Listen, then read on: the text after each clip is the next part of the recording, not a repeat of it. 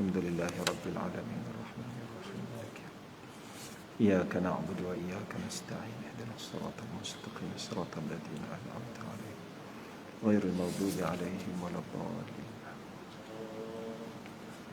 Alhamdulillah nahmadullah wa nasta'inuhu wa nastahdihi wa nastaghfiruh wa na'udzu billahi min syururi anfusina wa min sayyiati a'malina.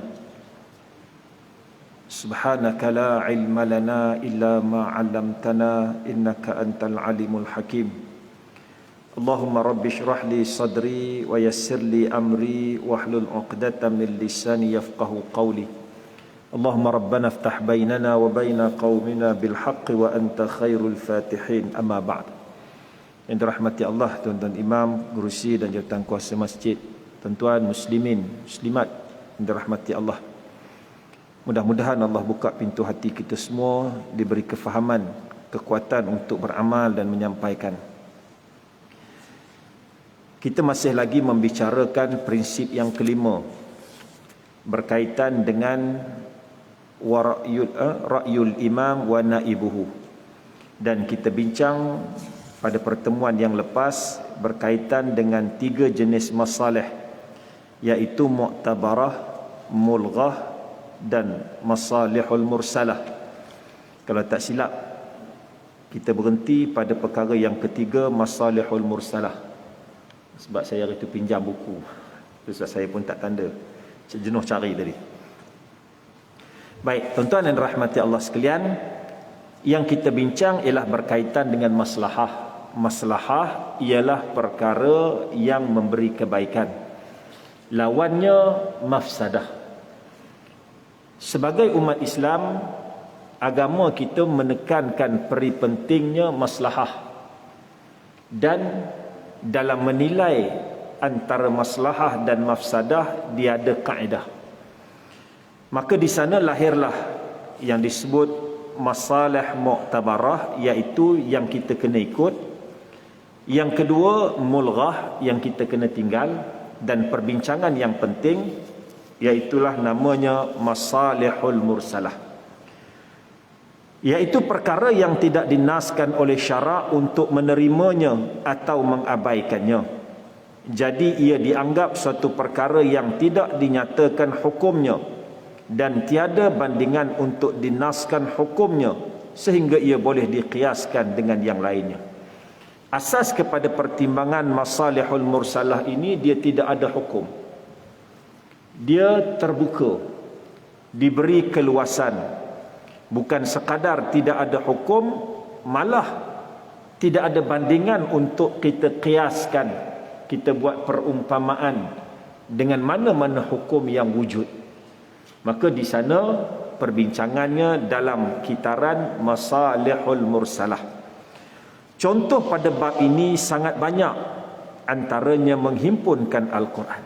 Kita tahu di zaman Abu Bakar As-Siddiq radhiyallahu an, apabila ramainya sahabat yang syahid dalam peperangan memerangi golongan riddah, lalu para sahabat berbincang, maka dilontarkan idea, kalau tak silap oleh Sayyidina Umar Al-Khattab sendiri, untuk menulis Al-Quran, menghimpunkan Al-Quran. Quran ni perlu dihimpun, sebab Quran ini dia bukan macam kitab Taurat. Kitab Taurat dia turun dalam bentuk kitab, dalam bentuk kepingan. Tetapi Injil dan Quran dia tidak turun dalam bentuk suhuf begitu. Dia turun dalam bentuk wahyi yang disampaikan oleh Jibril. Maka Quran ini dibacakan oleh Rasul. Kan kita dengar dalam Quran, bila mana Jibril bacakan kepada Nabi, lantas Nabi segera baca, takut terlupa. Allah sebut apa? Sanuqri'uka fala tansa. Akan dibacakan pada kamu dan kamu tidak akan lupa. Illa masya Allah, dalam surah Al-A'la. Jadi Nabi ni dia bimbang terlupa, Allah jamin tidak lupa. Lalu Nabi bacakan kepada para sahabat. Nabi bacakan kepada para sahabat ridwanullah alaihim ajma'in. Maka sahabat inilah yang menghafaz ayat-ayat suci Al-Quran. Lalu Nabi SAW sendiri setiap kali Ramadan, Nabi akan bertalaqi dengan Jibril. Disusunkan bagaimana penyusunan Al-Quran itu, walaupun penurunannya bercampur baur, berdasarkan kepada keperluan dan juga persoalan yang timbul. Apabila zaman Nabi, Allah Ta'ala sebut, Nabi SAW sebut sendiri kepada para sahabat, dia hanya benar tulis Quran. Jadi ada sahabat yang menghafal dalam hati, ada sahabat yang menulis lembaran-lembaran untuk disimpan. Bila Nabi baca, maka para sahabat menulis ayat-ayat suci Al-Quran di atas kulit-kulit binatang, di atas lembaran, di atas tulang dan sebagainya. Dan benda ni merata. Nabi dah bagi tahu, sebab Nabi takut bercampur di antara Quran dan hadis. Nabi kata pada para sahabat, la taktub anni syai'an min ghairil Quran. Selain daripada Quran jangan tulis. Itu adalah amaran umum, arahan umum Nabi SAW. Adapun sahabat-sahabat yang menulis hadis-hadis Nabi seperti Ibnu Umar, Nabi tak larang. Walaupun ada larangan tadi, tapi ada special.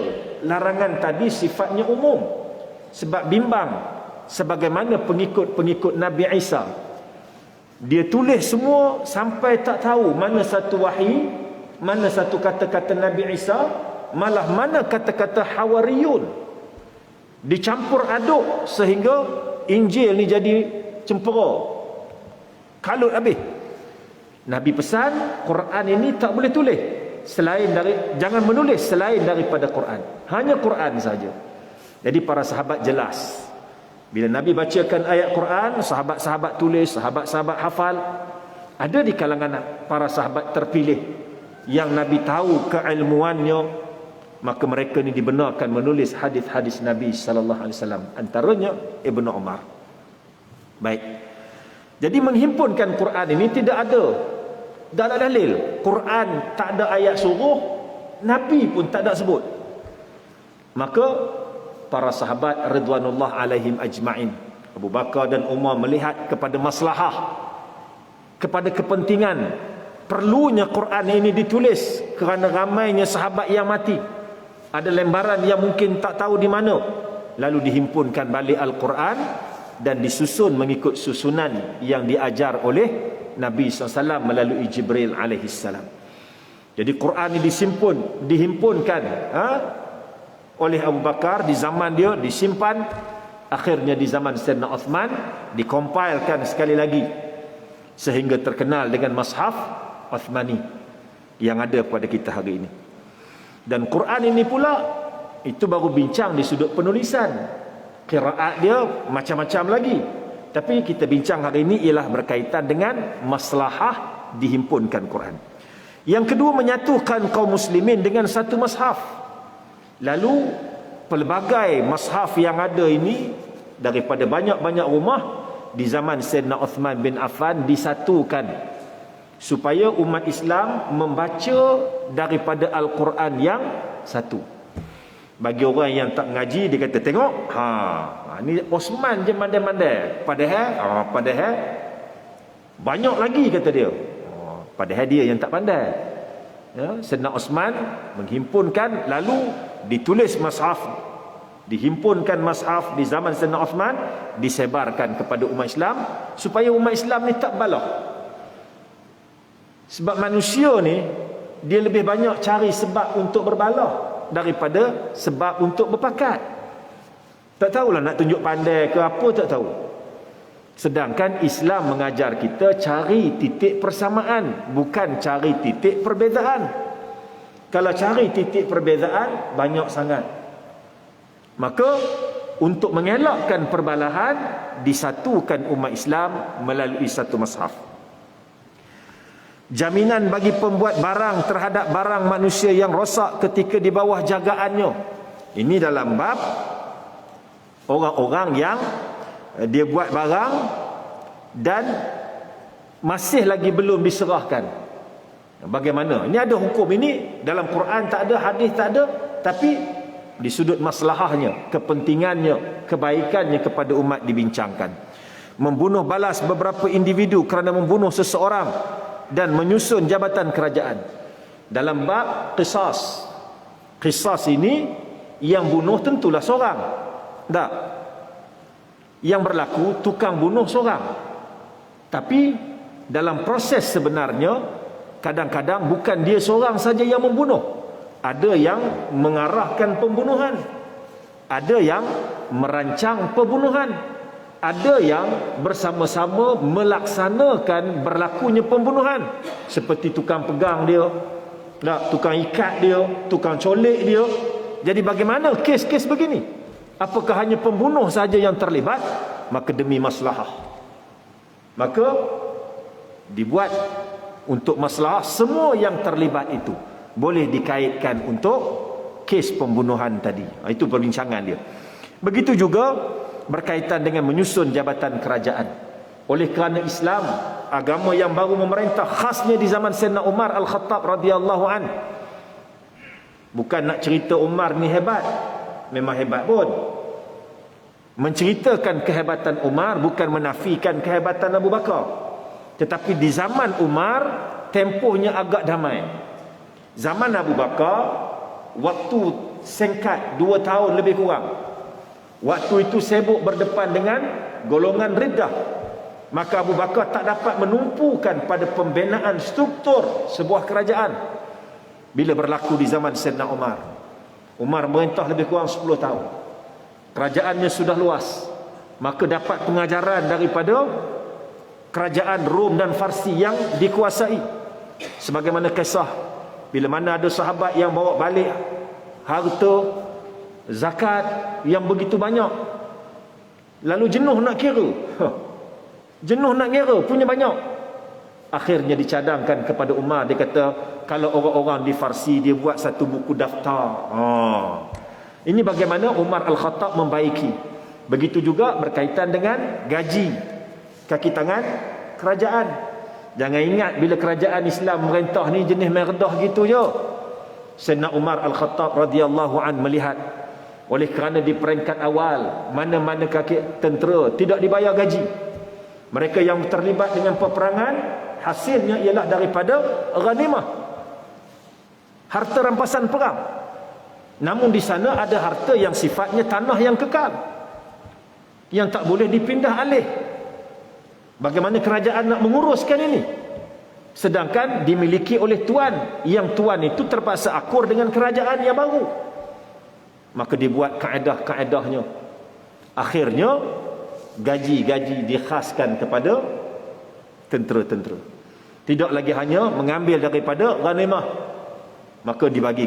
Dapat mana? Sebab di waktu Rasulullah 1/5 daripada ghanimah itu milik Rasul. Bila mana Rasulullah wafat, dia kembali kepada Baitul Mal, diuruskan oleh kerajaan.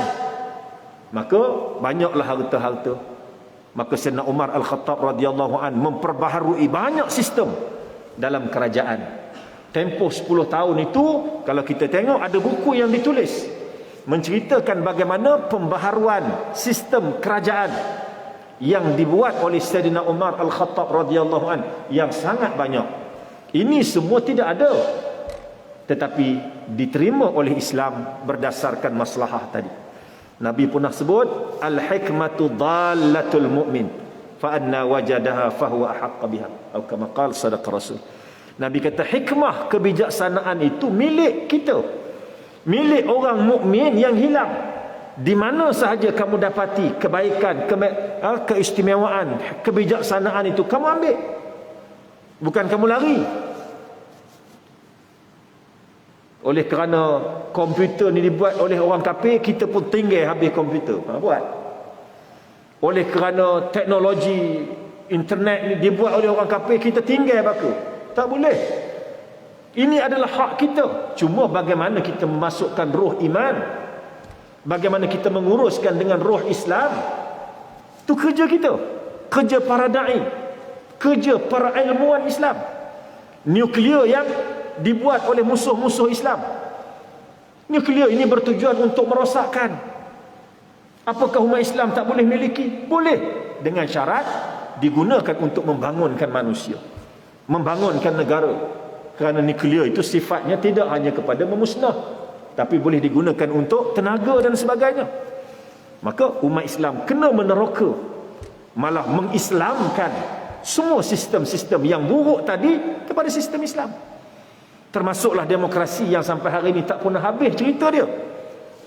Orang yang masih berpegang teguh, dia kata demokrasi ini daripada barat dan haram.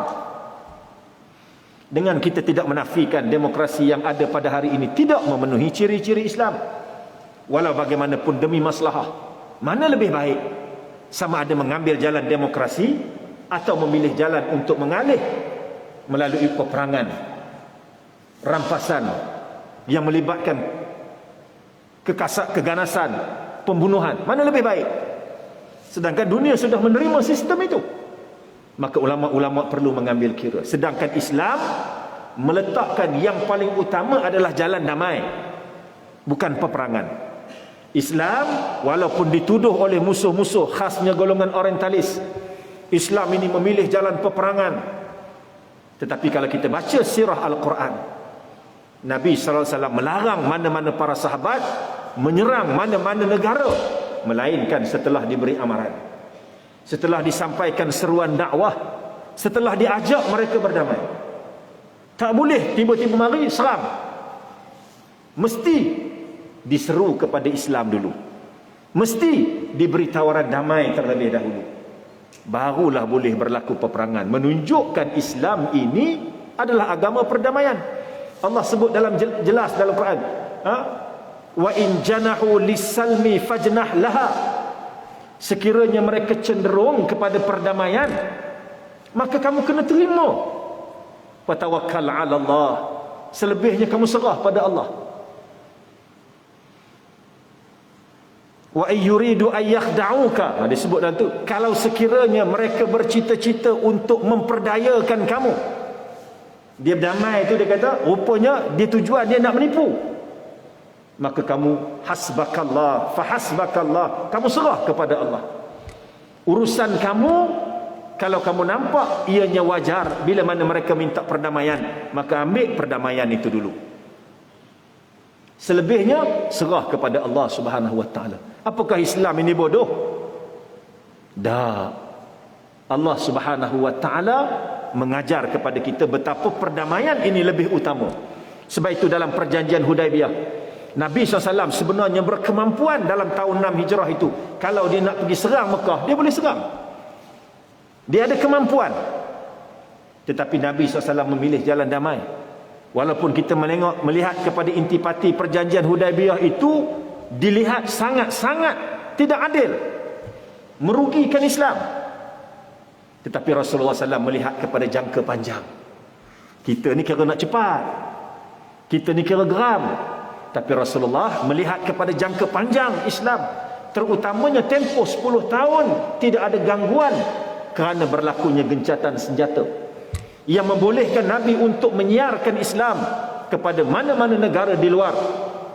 Dalam tempoh itulah kita dapati Nabi hantar rombongan ke Rom, Nabi hantar rombongan ke Mesir, Nabi hantar rombongan ke Farsi, Nabi hantar rombongan keluar daripada tanah Arab. Menunjukkan Nabi melihat satu jangka pandangan yang lebih luas. Perdamaian itu penting kerana Islam berkembang dalam keadaan damai, bukan dalam keadaan peperangan.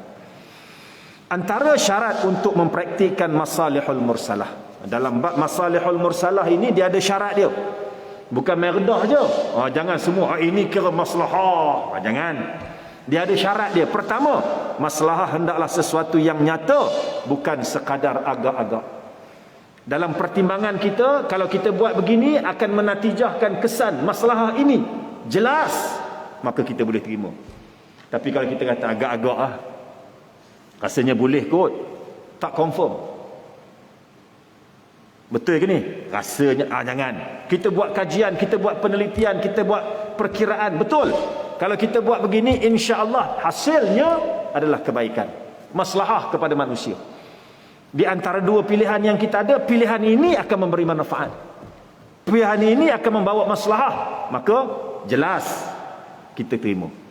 Yang kedua, maslahah tersebut hendaklah umum, bukannya berbentuk individu. Kepentingan itu adalah kepentingan am, maslahah am, bukan maslahah khas. Apa maksudnya? Bukan hanya nak menjaga 2-3 orang, bukan hanya nak menjaga 1-2 kelompok, tapi nak menjaga seluruh umat. Maaf cakap, isu vaksin yang ada pada hari ini, yang ni pun kena tengok 2-3 lapis juga. Tak pasal-pasal hak vaksin dengan tak vaksin jadi bergaduh sekarang. Itu pun satu hal juga. Sedangkan pergaduhan itu adalah satu perkara yang sangat diharamkan oleh Allah. Jangan duk balah lah yang vaksin dengan yang tak vaksin, jadi balah pula. Ish lah, cari pasal je nak bergaduh. Cumanya di sudut maslahah, kerajaan bertanggungjawab. Oleh kerana kerajaan melihat kaedah yang ada pada hari ini, di antaranya yang diterima di peringkat dunia adalah melalui vaksin, contoh. Maka daripada kajian yang jelas, ia boleh memberi kesan terhadap masalah COVID ini. Ini kajian yang ada. Maka itulah pilihan yang dibuat oleh negara-negara dalam dunia. Tapi kalau tuan-tuan ada pula satu proof yang baru menyatakan bahawa adalah makanan ketum ke apa ke, ada proof, bukan cerita je, bukan kata ketum ni betul-betul boleh. Ada kawan saya kata, ini boleh ustaz, tak payah vaksin, hak ni je boleh. Mana kamu tahu orang tu dah makan? Saya kata paling rasi air sejuk. Dia kata pasal apa? Semua yang sembuh balik daripada kena COVID tu semua minum air sejuk. Maknanya sah air sejuk yang lebih berkesan. Tidak katanya. Pula dah. Yang tadi kamu boleh kata, ya, kebetulan Allah Ta'ala mentakdirkan orang ni bangkali boleh begini, orang ni boleh begini, tapi tidak ada proof, tidak ada satu pembuktian, kajian yang menunjukkan ini adalah bersifat Maka kerajaan membuat keputusan untuk divaksin kerana menjaga maslahah keseluruhan. Mungkin ada 2-3 orang yang tak perlu divaksin. Siapa boleh buktikan dia tak perlu divaksin? Tak ada. Tak ada pembuktian dia tak perlu divaksin. Tapi memang berlaku dia tak perlu vaksin pun selamat. Itu khas. Di peringkat kerajaan dia kena jaga menyeluruh. Ini tanggungjawab. Apakah yang tak divaksin ini salah? Tak salah. Salah ke? Tak salah. Tapi dalam bab kerajaan terpaksa menjaga maslahah maka dia terpaksa buat. Dan untuk merealisasikan tindakan itu, maka adalah sekatan-sekatan. Dibimbangi. Kebimbangan ini berdasarkan kepada kajian-kajian yang berlaku. Timbul pula soal, ini agenda Yahudi. Tuan-tuan, saya akui, saya tak tolak. Mangkali ini agenda Yahudi, kita tak tolak. Tapi saya nak sebut, bank juga agenda Yahudi. Bank agenda Yahudi. Duit kertas tu agenda Yahudi. Islam tak ada duit kertas tu. Islam pakai emas dan perak. Kerana emas dan perak dia tidak akan hilang nilai. Duit kertas ni, kalau bank negara kata kita tukar pakai duit baru, duit lama tak pakai. Boleh tukar bank? Tak boleh. Nanya kita. Simpan banyak bawah katil. Kan? Ni kalau simpan dekat bank, kan lembaga hasil cari. Takut pula nak bayar. Simpan bawah katil tu dia pelonggok berjuta. Tiba-tiba bank negara kata duit telah dihapus kira ringgit Malaysia, kita tukar duit baru warna emas. Duit yang lain tak diambil kira, hapus, buang ajalah macam kertas kosong. Betul tak? Sebab dia tidak ada nilai. Maknanya ini agenda Yahudi. Kenapa kita pakai? Kerana suasana yang kita terpaksa hadapi pada hari ini. Tak boleh lari. Adakah kita reda? Tak reda. Itu bab duit telahlah lagi berbanding dengan bab vaksin ni. Saya bukan nak balah bab vaksin, saya nak menceritakan maslahah am. Pemerintah bertanggungjawab menjaga maslahah am, bukan maslahah khas. Am melibatkan semua orang, lebih ramai berbanding dengan kelompok yang kecil. Sebab tanggungjawab sebuah kerajaan ialah menjaga negara. Kalau nak jaga kelompok-kelompok kecil itu, dia mesti membabitkan penjagaan secara umum. Nak jaga layan semua jenuh. Layan semua jenuh. Sebab di sana ada kepentingan yang bertindih. Bila kepentingan bertindih ini, bagaimana nak selesai? Bila tuntutan bertindih, bagaimana nak selesai? Melainkan dia perlukan satu hakim. Timbang tara. Siapa yang menjadi hakim? Kerajaanlah melalui sistem undang-undang yang diguna pakai. Yang ketiga, hukum tidak bercanggah yang telah sabit dengan nas atau ijma' ulama. Ini syarat yang ketiga dalam bab maslahah, iaitu apa yang diputuskan itu tidak menyalahi mana-mana dalil atau mana-mana kaedah yang telah ditetapkan dalam syarak. Barulah boleh kita bertindak untuk mengeluarkan suatu keputusan berdasarkan apa yang kita sebut maslahah.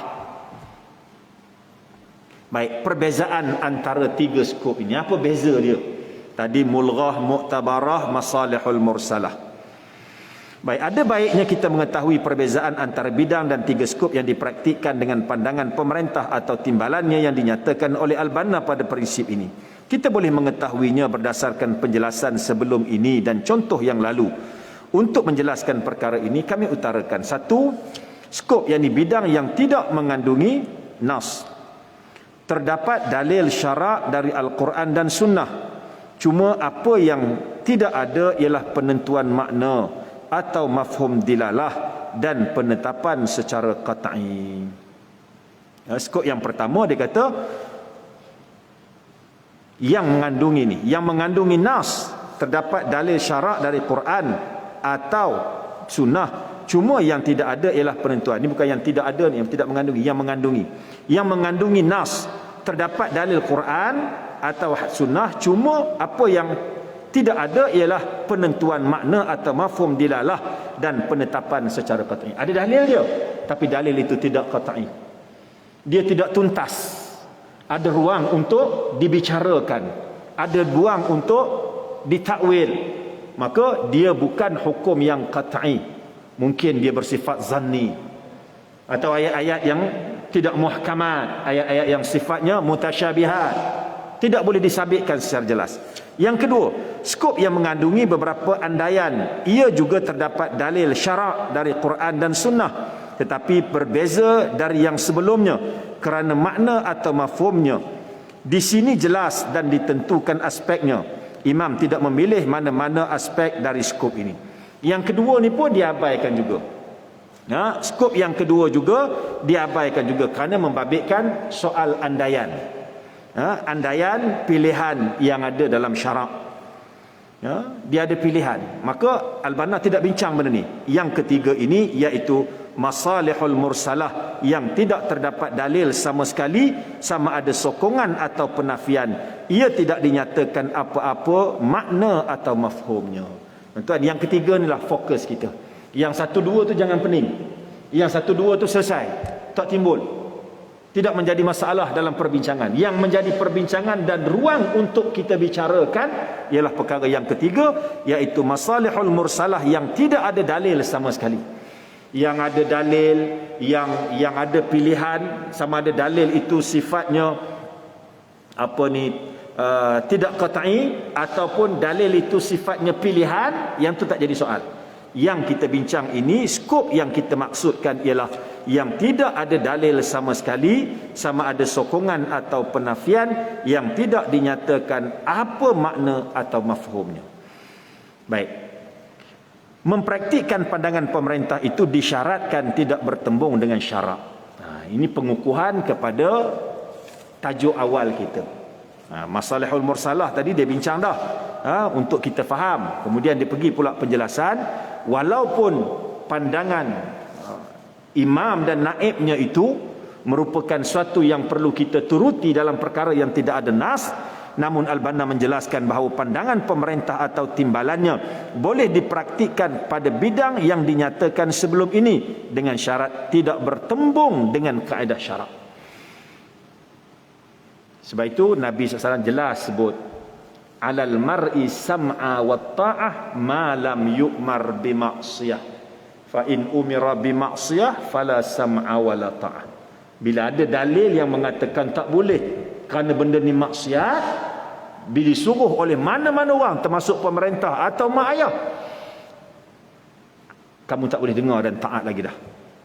Alal mar'i sam'a wa ta'ah ma lam yu'mar bi maksiyah. Dengar dan taat itu sama ada kepada mak ayah, kepada pemerintah yang kita kena taat, ma lam yu'mar bi maksiyah, selama mana tidak termasuk dalam perkara yang mungkar.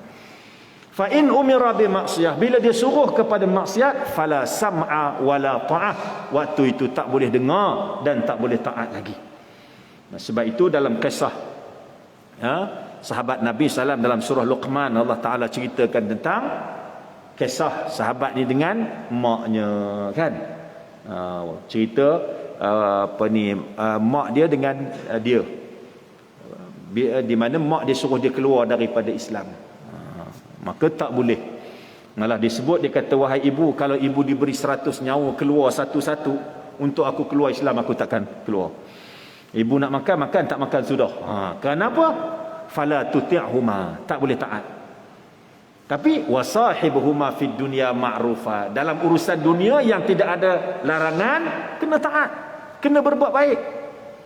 Hubungan kita dengan dia, ini yang berlaku terutamanya kepada saudara-saudara kita yang baru masuk Islam. Kan? Dia suruh keluar Islam tak boleh, tapi hubungan tak boleh putus. Tunjukkan akhlak sebagai seorang Muslim. Itu. Contohnya, sekiranya ada pertembungan, ia tidak diambil kira atau diabaikan, diutamakan apa yang sabit dari Quran dan Sunnah.